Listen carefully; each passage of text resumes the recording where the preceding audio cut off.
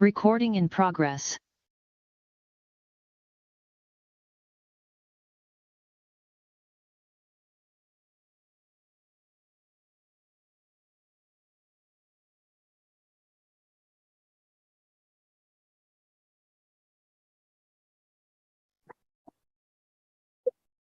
I pledge allegiance to the flag of the United States of America and to the republic which stands one nation under God, indivisible, with liberty and justice for all.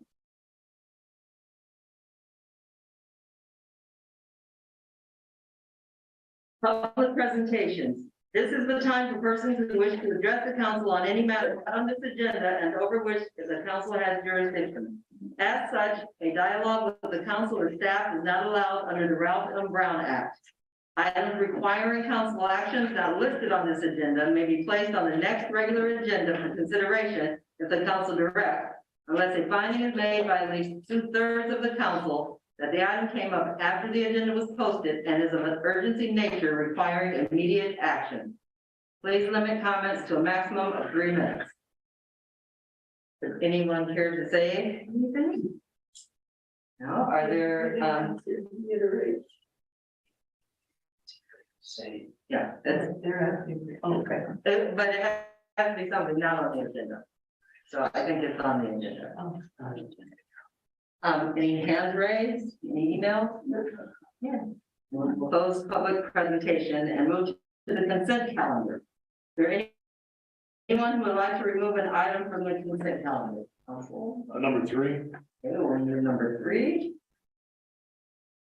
And anyone else? Anyone care to remove anything from the consent calendar? Any staff, any emails? Okay, then is there a motion to approve items 1, 2, 4, 5, 6, 4, 5, and 6? I said move. You have a motion, is there a second? Second. You have a motion and a second. Motion carries 4-0. Item number 3, Councilmember Wilson. Yes, my city manager. I just had a question on the tower. This is a different tower than the other tower that we have. So the tower that is under discussion here is the Dinsmore Ranch Road Tower. So that's the tower up on the top of the plateau. Okay. Is there a separate location you're thinking of? But we have another one that I think we're tied into McMurray. Yes. On that one. That's US Cellular. That's US Cellular. Because is this, and the reason I'm asking is because I wanted to get to a different internet service, and I talked to T-Mobile recently, and they said that they didn't service. I couldn't get internet through T-Mobile. Okay. At that point, they put me on the waiting list to do. And is this going to have anything to do with possibly enhancing? That may not be your question, but enhancing their reception here in the Dell. Yeah, so my understanding is that it is an upgrade to the, or it is it would definitely add, T-Mobile connectivity in this area, but I don't have any more details on in terms of other cellular services or anything like that. Okay, it looks like they're moving towards doing better. So we're not just served by Optimum, it's good. Really how you get through it now, unless you go. I know other people have T-Mobile and they get the internet through them. But yeah, besides your phone, you can get internet through. Yeah, you get hotspots, and I believe another one in the queue is US Cellular is upgrading their services as well, and then we recently just did some work with what are they called? Verizon for the placement of their generator up there. Okay, that's how this one did it. Anyway, that's why Make motion to I make a motion to approve. Thank you. Does anyone have any questions about the tower? Hand raised, email? Is there a second? Second. We have a motion and a second. Motion carries the council member Woodall. Yeah.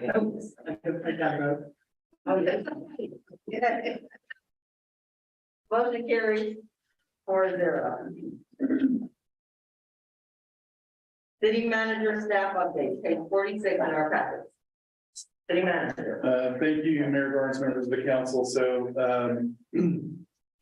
we are anticipating a town hall to be scheduled here shortly. And I don't have the authorization to release the proposed date at this point in time. But I want to make sure that folks who want to attend the town hall related to the earthquakes and the response and recovery, just keep your eyes and ears peeled for an announcement possibly as early as tomorrow on the date of that evening town hall. Other than that, obviously there's a interesting storm system rolling through the community. Want to encourage everybody to stay safe on the roads, reduce your speed, and try to stay safe. So with that, I will return it back to the mayor to see if there's any questions or comments to staff. Thank you, city manager. Mayor Pro Tem? I have no questions. Thank you. Councilmember Woodall? I wanted to ask Chief, what training is Mary going to do right now? She's already back. Oh, what was it? It was a arrested control or law enforcement type training. Okay, thank you. Is that it? Councilmember Wilson? I'm good. Yeah, I have no questions. Are there any questions from our lovely people sitting in the audience? Any hands raised, any emails? Okay, then we will move on to the presentation, mid-year financial report for fiscal year 2022-23, page 51 in our packet. So then we'll go to Travelers. Good evening, Mayor Garnes, members of the City Council. The mid-year financial report describes the revenues received and expenditures incurred as of December 31st, 2022. This report will cover any significant budget variances at the mid-year, as well as projections for the remainder of the fiscal year. The adopted 2022-2023 budget for the City of Rio Dell was $8.95 million, with revenues estimated to be $8.04 million. Total city revenues exceeded total expenditures by approximately $25,000 at the mid-year. If revenues are adjusted for the final ARPA or American Rescue Plan Act revenues of just over $400,000, expenditures exceeded revenues by $374,000. The difference is primarily due to capital and special project expenditures, along with the city revenues are historically received. Most revenues are received in the second half of the fiscal year. 40% of revenues were received as of mid-year amongst the city's major funds. This is the same percentage as last fiscal year. General fund revenues are slightly down, due in part to the one-time $295,000 power resiliency grant fund received last fiscal year to install solar power at City Hall and purchase generators. Supplemental Law Enforcement Services Fund and TDA funding were also higher, as additional funds were received in the first half of the fiscal year. At mid-year, over $2.7 million or 28% of the budgeted expenditures were recorded. Operating expenses were 40% of the budget, a 3% decrease over last year. The recycling and solid waste fund saw increased costs due to the initial cleanup costs associated with the aftermath of the earthquake. And again, these were only expenses captured by the 31st of December. The general fund received 21% of budgeted revenues as of mid-year. The city's largest sources of revenue, including property tax and the vehicle license fees, are received in the second half of the fiscal year. Cannabis revenues were 55% of the budgeted amount compared to 19% last year. And this is a result of better budgeting last year in response to the industry downturn.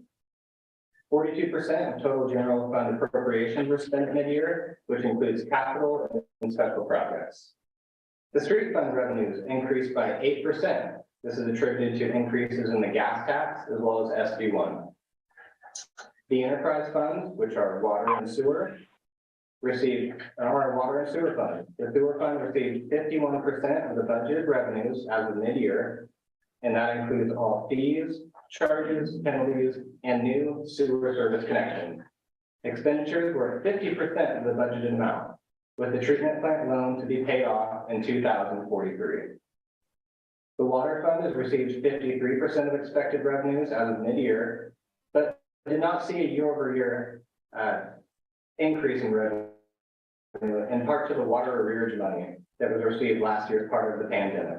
Water expenditures were at 39% at mid-year due to budgeted projects that have yet to be completed. The first half of the year showed that predominantly revenues and expenditures stayed on target at their budgeted levels. Yet, as we all know, the earthquake and winter storms placed an extreme hardship on the city and city resources. Ratepayers for water and sewer services may decrease due to damaged homes, and nearly all costs of the recovery effort have been taken on by the city upfront. City staff is working with Cal OES to ensure that maximum reimbursement for eligible expenses is claimed, which is a minimum of 75 up to 100% reimbursement. Additionally, cannabis revenues continue to struggle due to the industry. We have been able to rein in our budgeting process and make more accurate predictions for the upcoming years.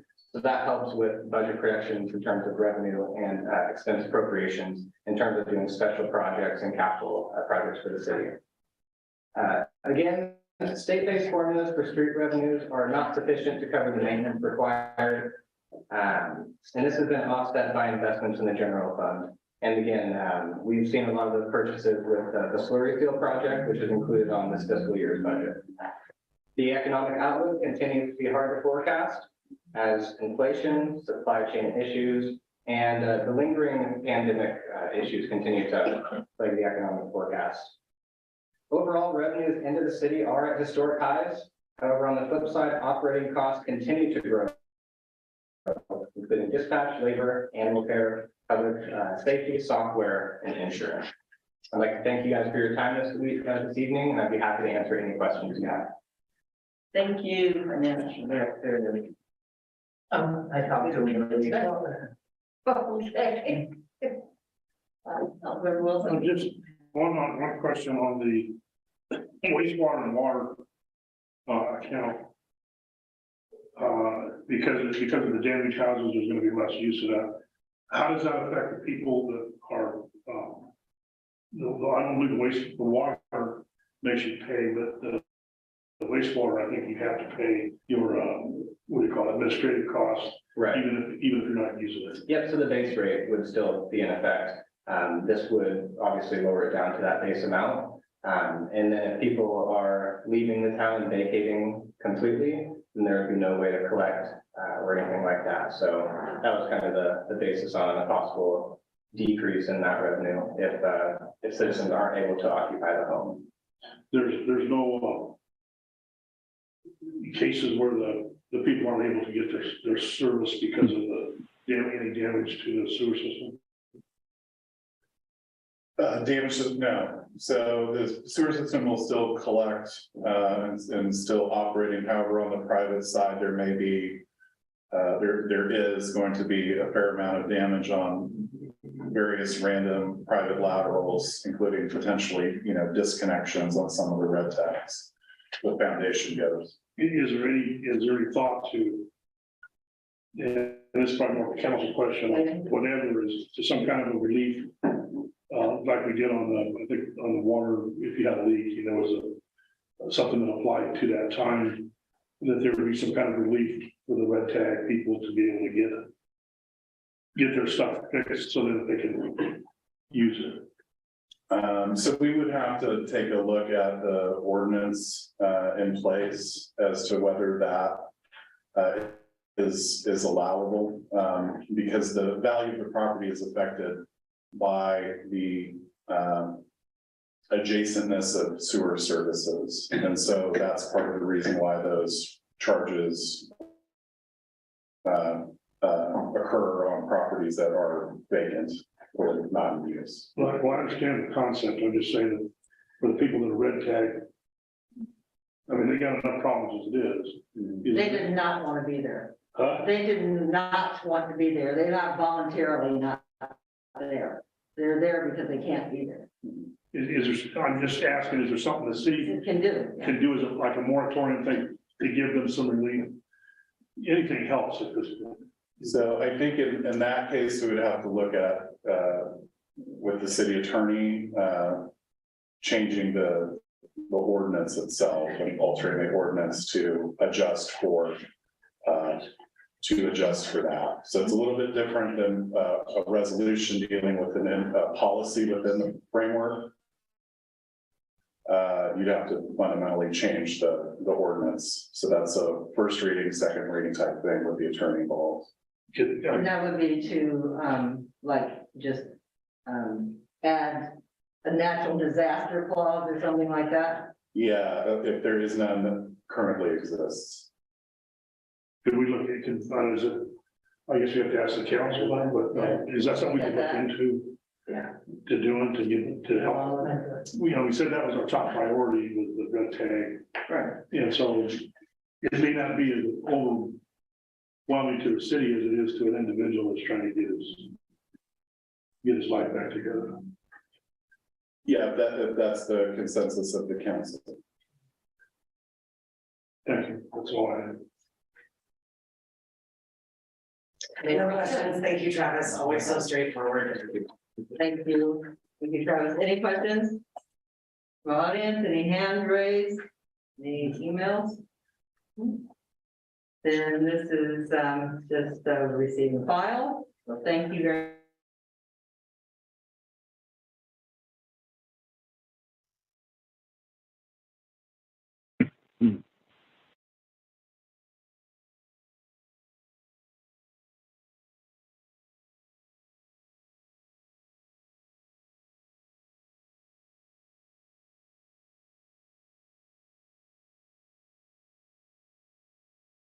To kind of receive a recap of the 5-year pavement plan. I think we've lost 2 of the TVs. And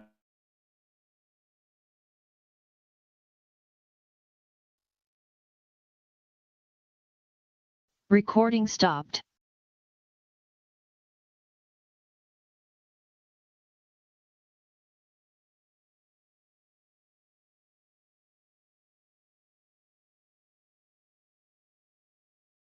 Recording in progress. Recording stopped.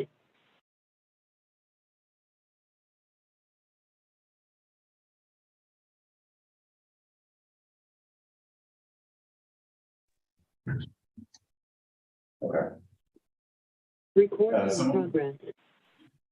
Okay, so my apologies, we had a little bit of a glitch there, so I will recap for the audience on the television. So the city council, in their 5-year maintenance plan established some prioritization for the streets to focus on. And that would be that one of the prioritizations was that we shouldn't be paving, we should be focusing on the roads where we're reasonably sure we don't have to dig up the roads to replace the underground infrastructure in various locations. And so the council over the past 4 or 5 years has spent over $1.6 million out of the general fund to subsidize the current pavement projects that we have experienced over the last several years. So those are generally basic maintenance pays where there was no need to do alterations to the underground infrastructure for the most part, other than slight drainage work. And then whenever you pave a road, you also have to do, when you do even an asphalt overlay, you do have to make sure that all the sidewalks and whatnot are meeting the ADA standard. So cross connections between intersections and whatnot. So that's required with slurry sealing. You're not required to do that for that level of maintenance on the roads. So we have progressed pretty significantly through the 5-year street maintenance plan. There's still a little bit of work that needs to be done, but essentially the low lying easy projects have been covered at this point, and the remaining streets that we do have, including Second Avenue, involve significantly more work than simply an overlay. So to give you an example, Ogle Street, which has had significant drainage issues for a very long time, possibly predating incorporation of the city. You know, the drainage situation out there needs to get fixed. And so the council was able to appropriate some funds in last year's budget to do some engineering design to get some materials ready for bid. So we're still working with Whitchurch Engineering on that particular project. Second Avenue also, and so, well, backing up to Ogle, you have not just drainage issues, but you also have sewer line issues and primarily water line issues. So we are expecting to have a signed agreement sometime next month in March to move forward with our water capital improvement project. So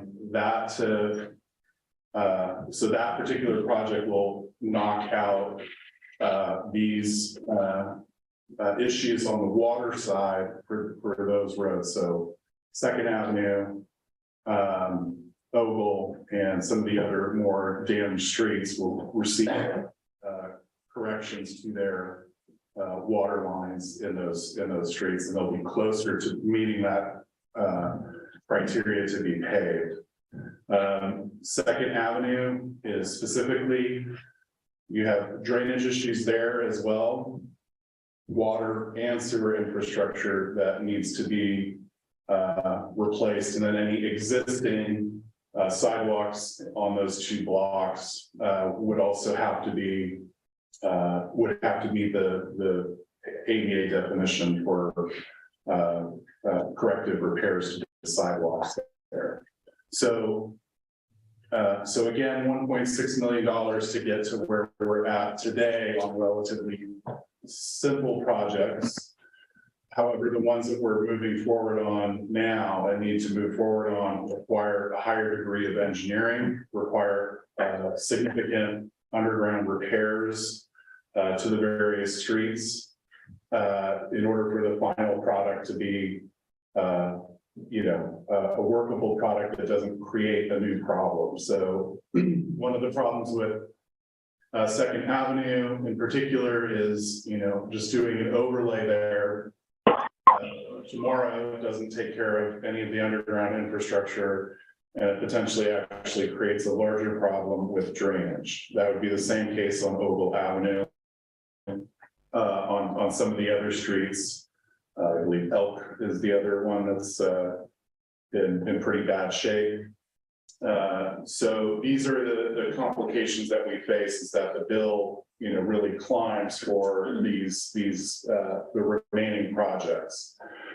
We're likely going to have grant funding to cover the costs of that, because there's extensive engineering that has to happen on the water, wastewater, all the infrastructure underneath the roads, and the drainage, stormwater conveyances.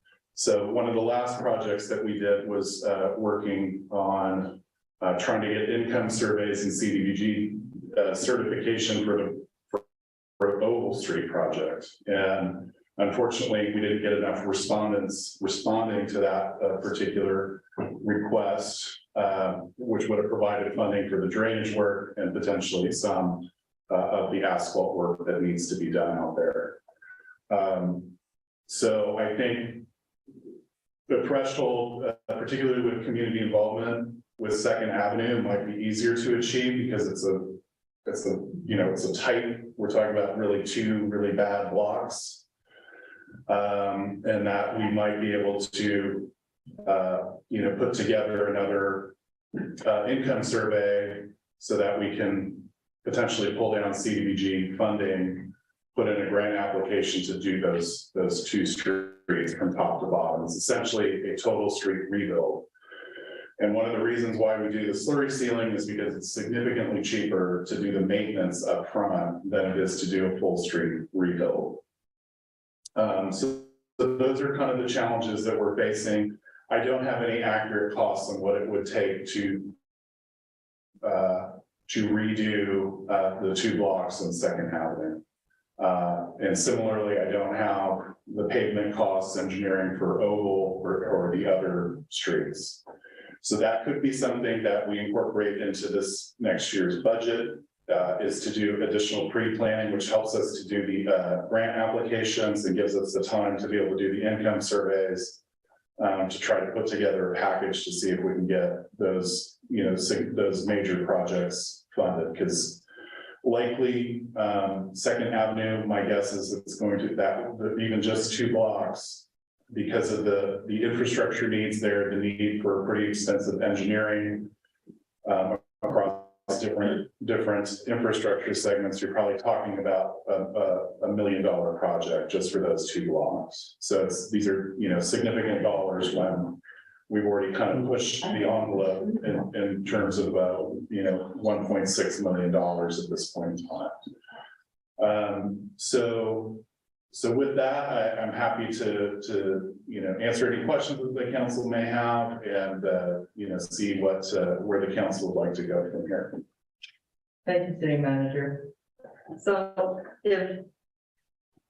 are there CDBG funds, like if there were a income survey and, if all the boxes got ticked, are there grants out there, or is there CDBG? CDBG. So that is how the rest of the avenues got paved. So Second, Third, with the exception of Dixie Street, that is how those got paved over 12 years ago.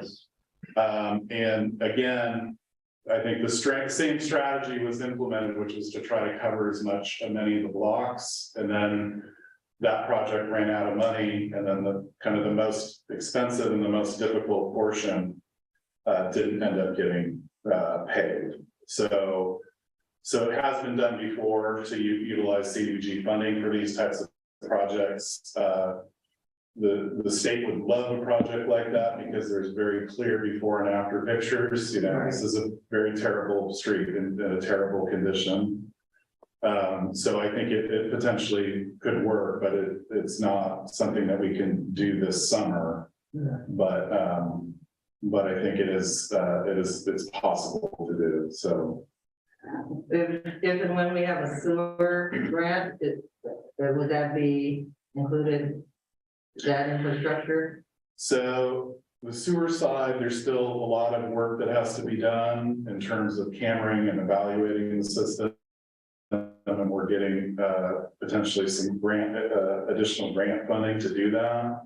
I think this would almost have to be a one-off project where the water line should be taken care of by then, but you have water, you have sewer,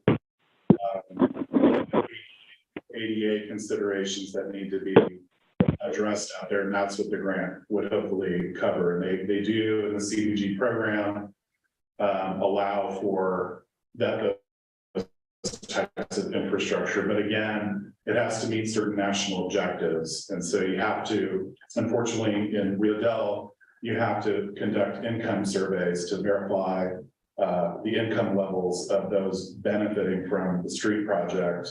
And it has to meet a certain criteria in order for it to be potentially fundable. So it's not an easy task, but it is something that has been done in the past. But again, this is a fairly significant outlay of dollars to get to a total street reconstruct on those 2 blocks. Thank you. Councilmember Wilson?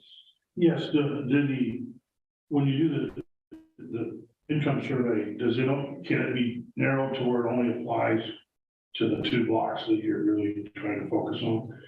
So that would be the idea is you identify the beneficiaries of the project, the direct beneficiaries of the project. and you narrow it into a specific scope. So I think this one would be relatively straightforward because there's no offshoot lanes or anything like that on Second Avenue. It would be basically house to house there.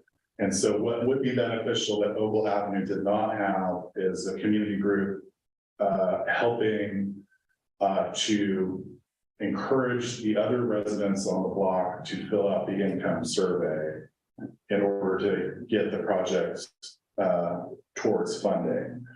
This was the difficulty on Oval, on the excuse me, the north end of Oval, where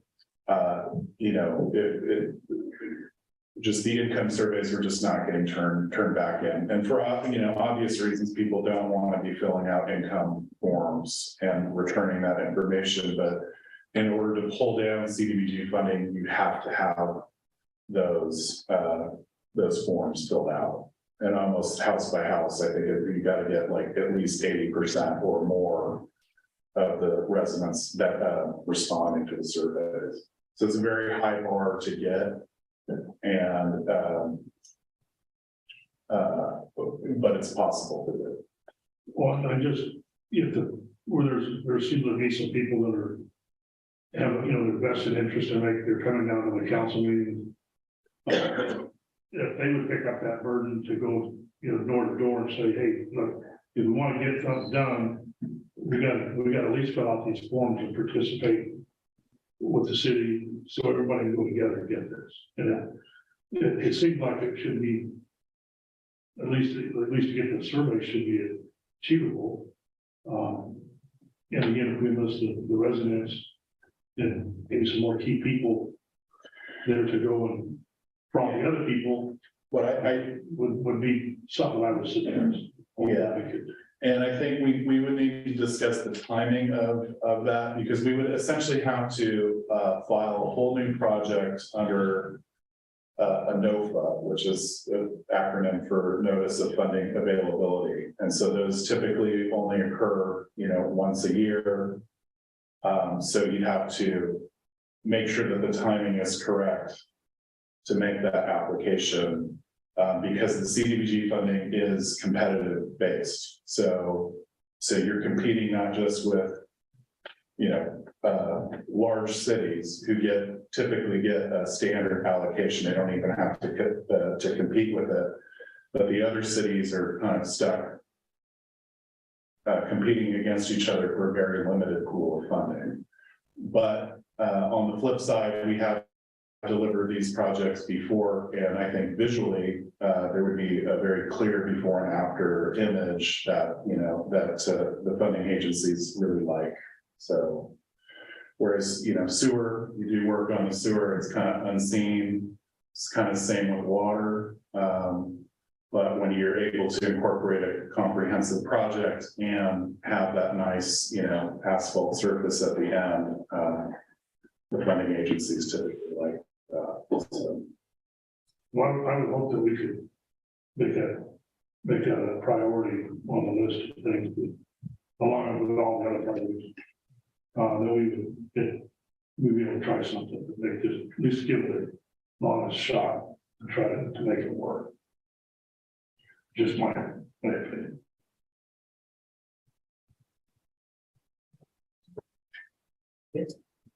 Mayor Pro Tem? I would love to see Second Avenue get paved. So I was just gonna echo what everybody has said so far, that since we do have a little bit more community involvement on this, that bodes really, really well. And I wanna thank you all for being involved and showing up and I guess in a roundabout way, offering to help, because that's what we're signing you up to do. So I do appreciate that. It is a pretty terrible street. I avoid it. I drive a Prius. My car hates it. I do get it. I'd love to see it paved. It sounds like we are doing what we can do and trying, and we have talked about it before. Try to get some money to do this. But yeah, if you guys would help us get people to fill out the surveys when the time comes, that would be amazing. But no questions. Thank you. So when they do the income survey, we could do it and then it could not qualify also, right? That is a possibility, so, it depends on what information the survey, comes up with. Yeah, It's okay, but almost, the it's first almost, step, the first step is to do the survey, so that. yeah, it's almost like a mini census. Yeah, and you were saying there's certain times that we can start this and go for it. Do you know when that time during the year would be? I don't off the top of my head. Oh, that's all right, but we can find out so that we'll know when, okay. That road has been, the whole time I've been on the council, it's always been that we can't afford it. And, at some point, we're gonna have to do something, it's not fair.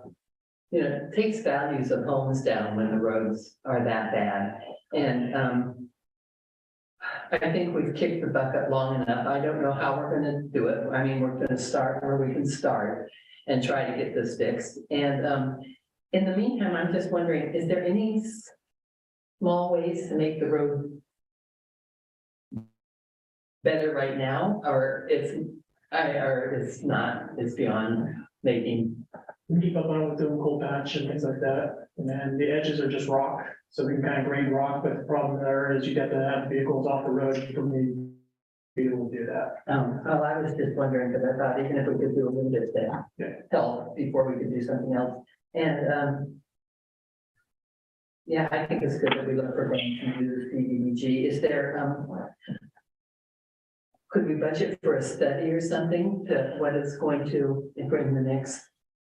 My recommendation would be, because we're about to be entering budget season, is that we work with the city engineer to see if we can get the scope or kind of some feasibility analysis, or maybe even some preliminary design.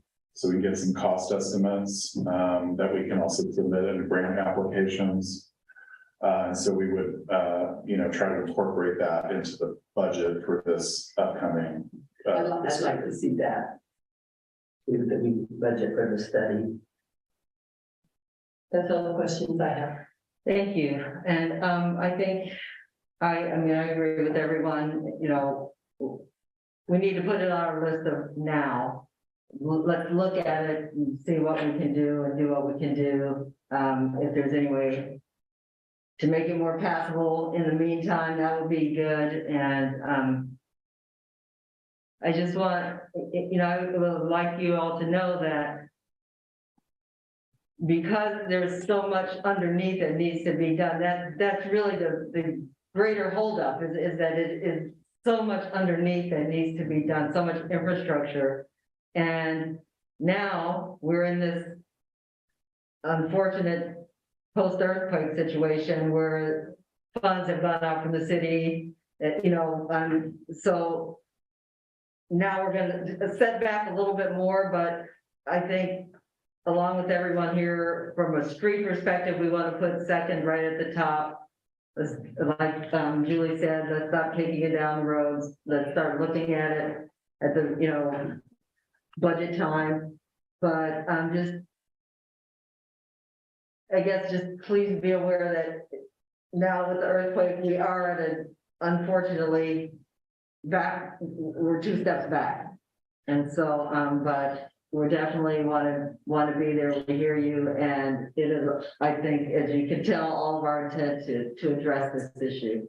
Would you like to say anything? I would like to say that I understand it's 3.5 blocks, not just 2.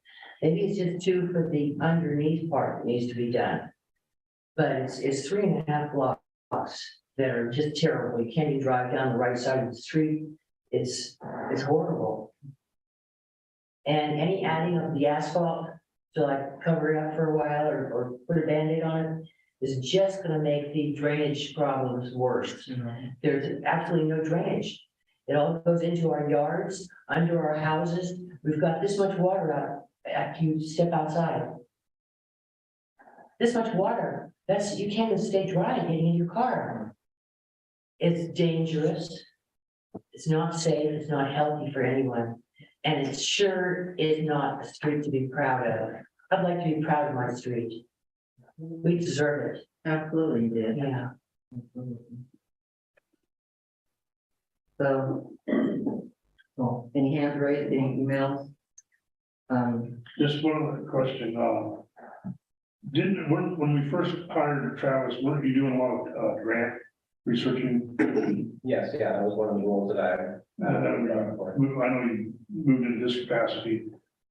Is it something that we should look at, about getting somebody to pursue grants? Like you were previously for stuff like this. I've been told that other agencies that were on the bank of your buck for what you pay for a grant writer, for what you get if you get a grant, is more than outweighs the cost of the grant writer. And is that, so I'm asking if that's something we should look into. I think it's something that we're always looking into, grant funding opportunities, like the city manager mentioned with the CDBG. That could be the best route of action to get something that could take on that entire scope for the project. I think it boils down to, we want to have a road that's lasting and last for many years to come. We need to take care of the work underneath it first, so that we're not redigging up and revisiting that project over and over with the proper engineering that takes into account proper elevations for sidewalks and streets. So this is a multifaceted issue that I think needs to go in steps. And once we get to the point where we're looking to capture that grant funding, it's certainly something that's at the top of our list, since the city certainly can't finance that on its own. So it's not something the grant writer wouldn't be something we would need immediately. It's something that you have to do these other steps first to get. If I could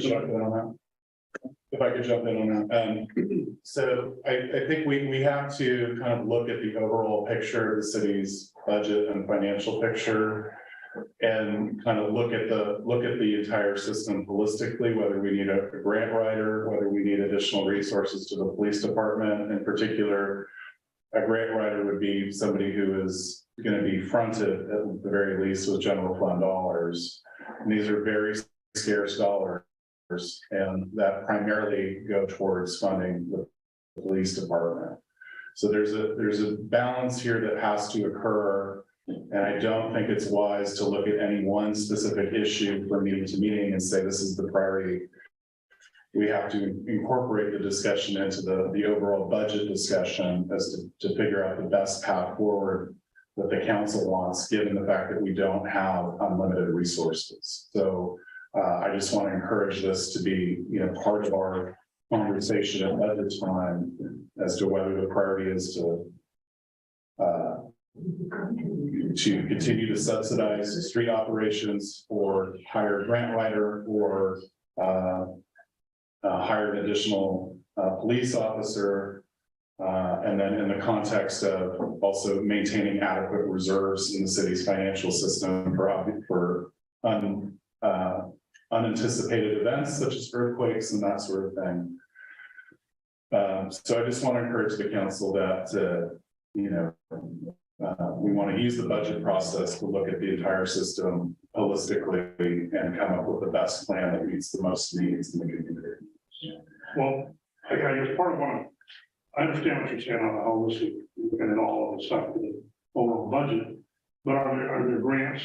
I'm not a grant guy. I don't know where all the grants are, but are there grants that are out there that possibly we don't know about, that because we haven't had time to find those or know about them, or is it just a limited amount of grants that apply, say, for if it's just the infrastructure, or what parts that would offset this to make this thing work?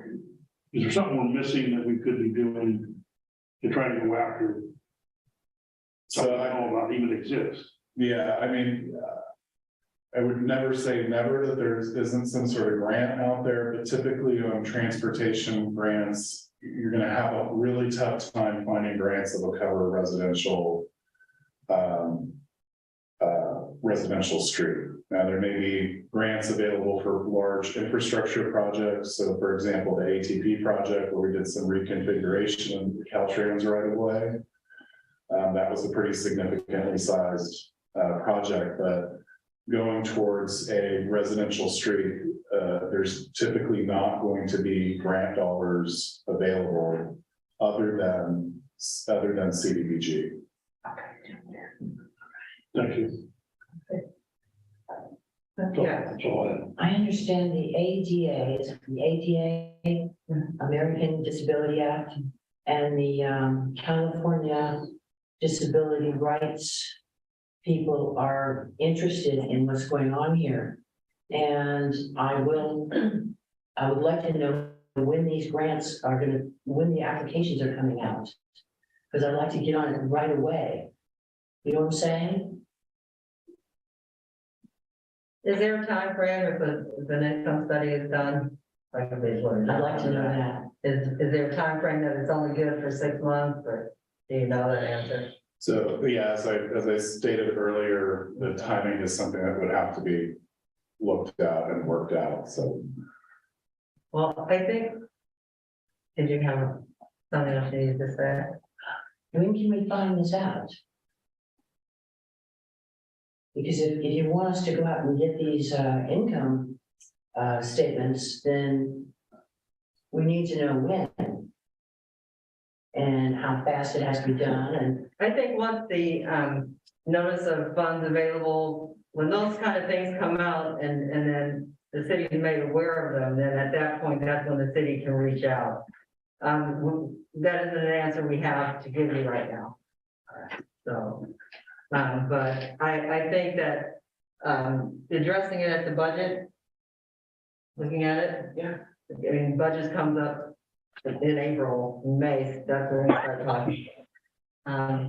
That's likely, as the city manager said, the best way to address it. The only way we can really address it, because we don't have funds to just put out there, so. Is everyone in agreement that we will look at this when the budget talks come up? That city manager? Direction of the council. Okay. We would like to look at this, a part of the holistic look, and when we get to budget time talk.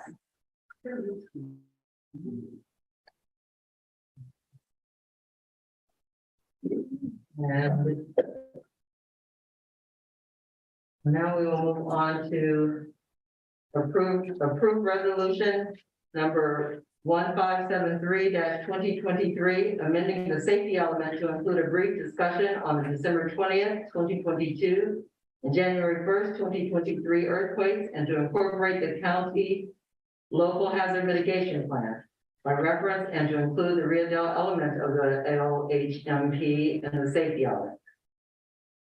Page 57 in our packet, city manager. And I believe we have Mr. Caldwell on the line, if he can hear us.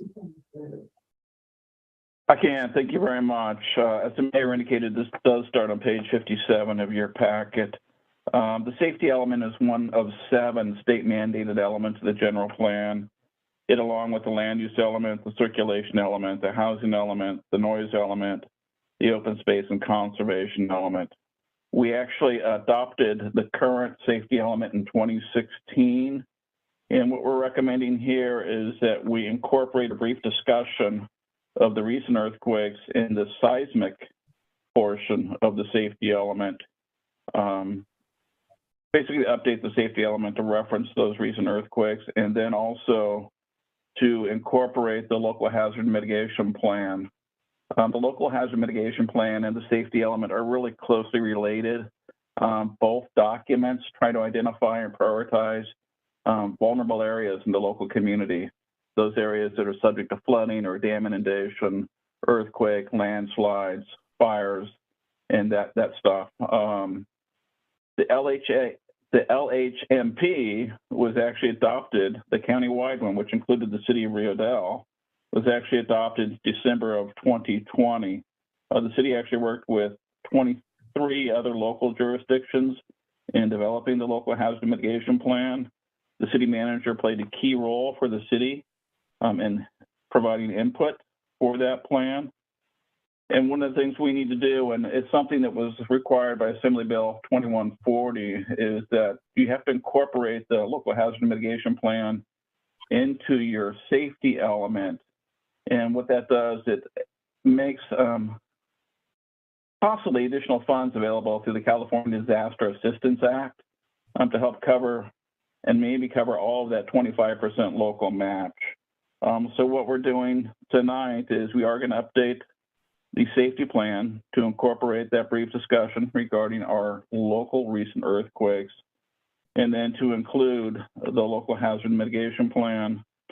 And if you look on page 69 of your packet, it talks about the safety element. And then on page, excuse me, I have got a sore throat and a little frog in my throat. And on page 70, it talks about the local hazard mitigation plan. It's a brief discussion, basically about 2.5 pages, 2 pages.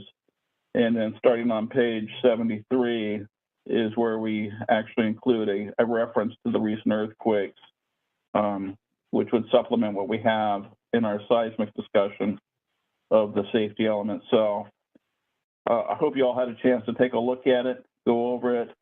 And with that, if you have any questions, I'd be more than happy to answer them.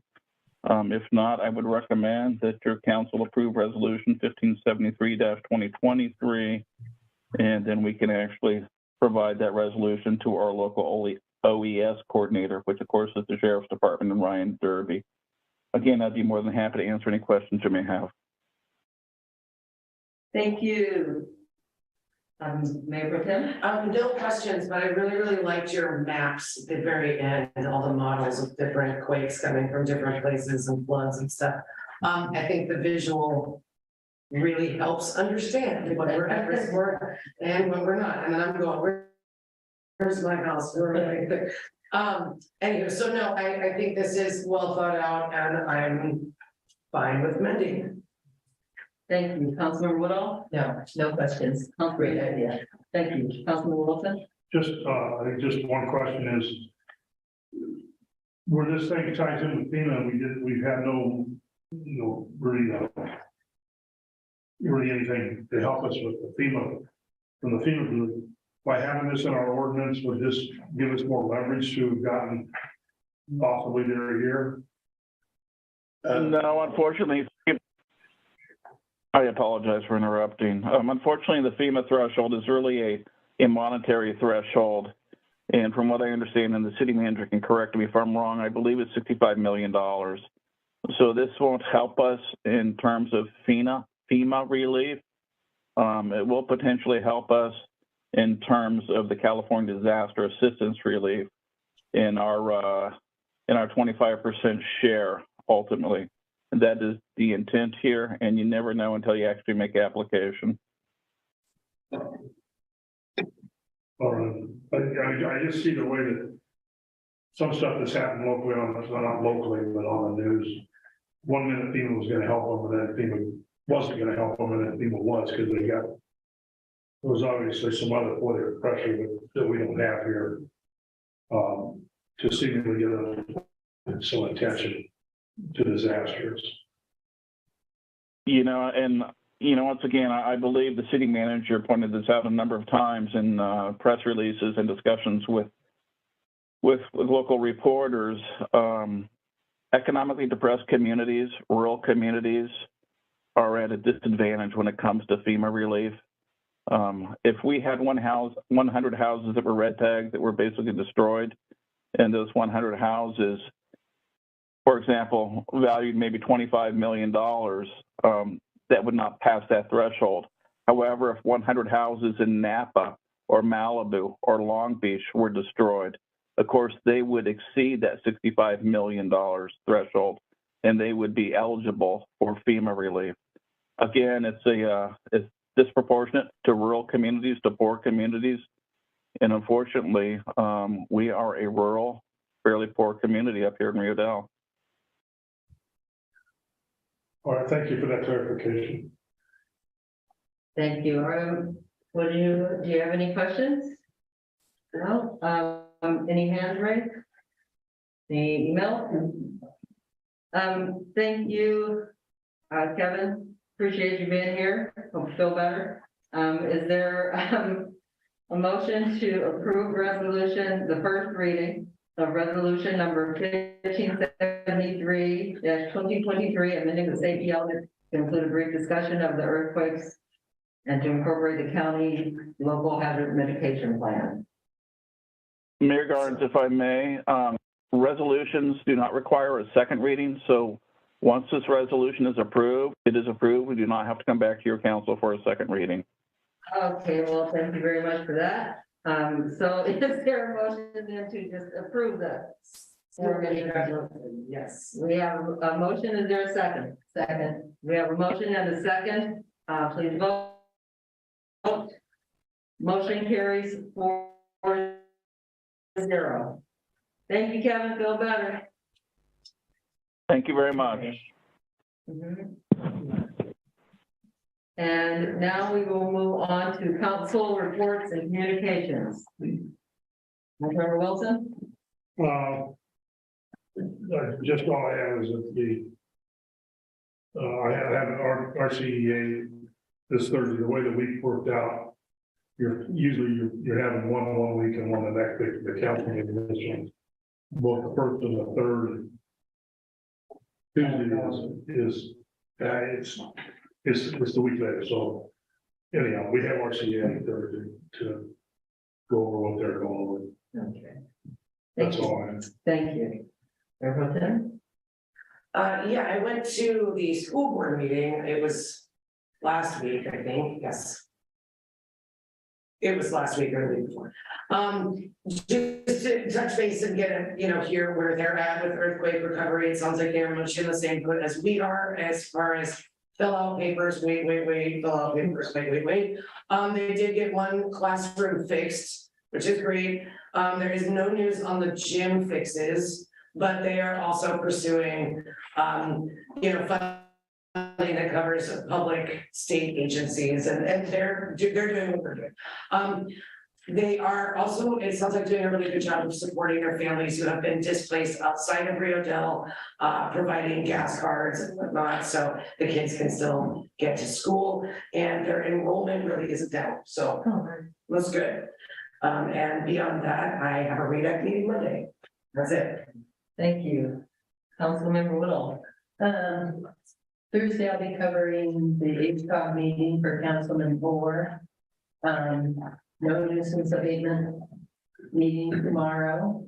On February 27th, the Resource Center is sponsoring Coffee with a Cop, with coffee being provided by Scott's Chief Allen, Corporal Landry, and CSO Mary Clark will be there, but it doesn't say what time. Oh, oops. Pardon? I think it was 10 o'clock, but I'll. 10 o'clock? We think it's 10 o'clock. I'll find out. And it would be great if people could come on down and do that. I went to the board meeting of the fire department and they gave me a list of all the calls they took late December and January. And I forgot to bring them tonight, but I'll bring them and we'll give each one of you because it's pretty impressive. I mean, it's, Nikki, when is the new fire truck coming? Should be next month. Next month. They're getting a new fire truck next month. We've been saying that since last March. I know, but we'll say. Definitely hoping they did their last check on it when they went back there. It should be coming out pretty soon. Okay. And then it goes out to stop and then he stopped it all up down there and then it'll come back up. Who gets to go down and drive it back up? I'll go with them. But that's gonna be exciting. And that's about all I have. Thank you. Thank you. Menzel, I think we can bring it to a close. All right, is there a motion to adjourn? So moved. A motion, is there a second? Second. We adjourned until March 7th, 2023. Thank you.